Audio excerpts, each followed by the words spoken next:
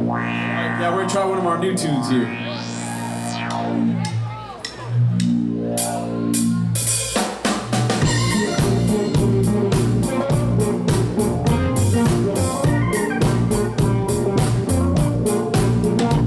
Dan, Steve, and Zach started playing in junior high school, playing music, and then they all moved to they all went to the same college, UC Santa Barbara, University of California Santa Barbara, which was where I was also going to college at.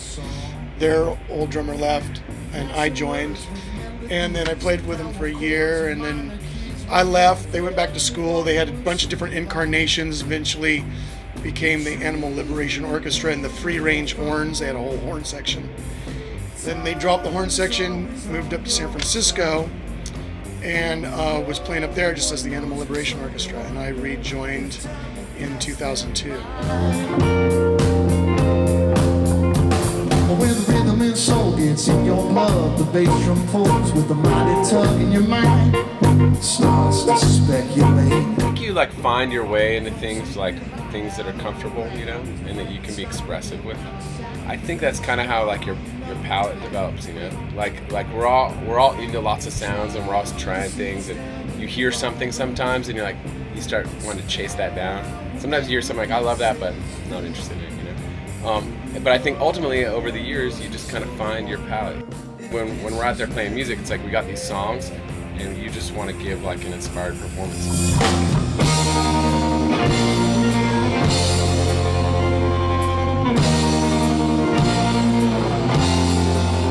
Sounded like this, like that. Fly Between Falls and then into the next one, Rose and Clover, we were coming as a band who'd been like a live band who played live shows, jammed tunes out, went crazy, and we were like approaching those albums, we're like, how can we like pare everything down to get it like succinct songs? And then now into sounds like this, we're really going back around the opposite way of really just trying to let it open up again.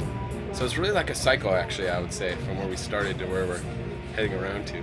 I think we all sort of throw all the things that we know and love and are interested in like into the pot, so it becomes a real melting pot of styles. We've all been into jazz, you know, pretty heavily at different times. We've been into like Americana roots music pretty heavily, and folk and bluegrass. And yeah, I think all those things, it's sort of all the styles you can imagine, or at least the ones that we've sort of like been tuned into, that sort of end up in that pot, and it's our own thing that we just try to steer in our own way, and I don't know how conscious of the sound we are, you know.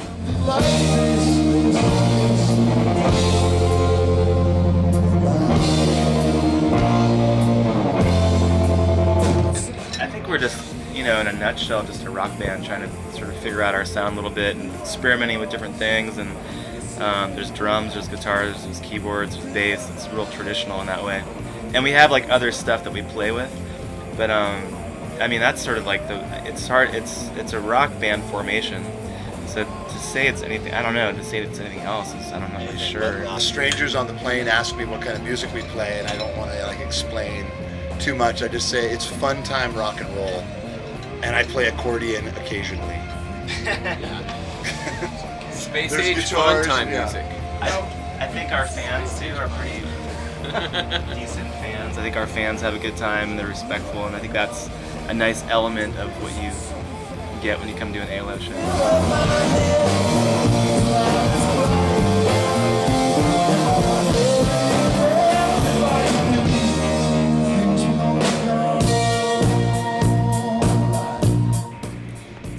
Tour has been going great. The album came out May 8th, I want to say, Tuesday.